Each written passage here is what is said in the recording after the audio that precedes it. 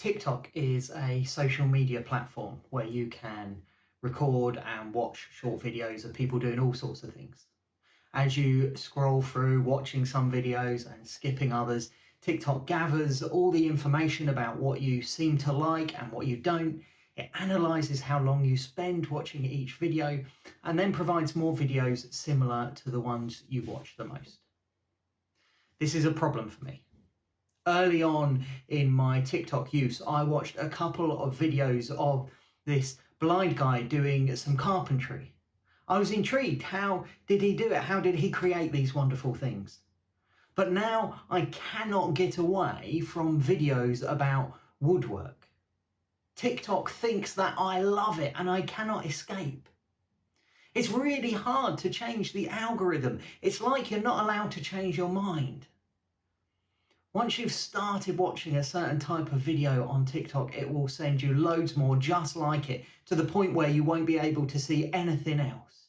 It will be blind men carving wood and small children talking about corn or nothing at all. This reminds me a little this week of Parliament.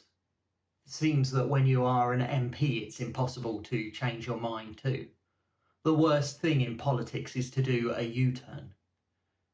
I'm not trying to make a political point here. I'm not passing judgment on any particular U-turns that any particular politicians have made.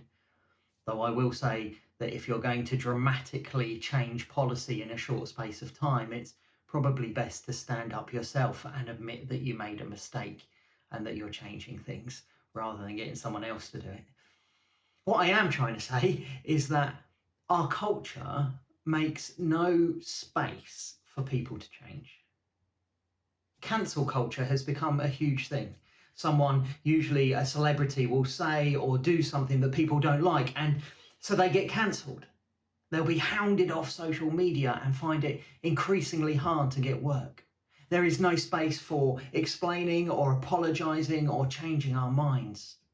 Our culture doesn't make room for personal growth, for mistakes, or for forgiveness. It's like everyone is supposed to have firm convictions about everything from the moment they are born, never to change our minds. But woe to you if those thoughts, if those convictions you have are not the same as everyone else's. Followers of Jesus are taught to do things differently. Grace, forgiveness, mercy are key parts of our faith. The idea that people can be transformed is integral to what we believe.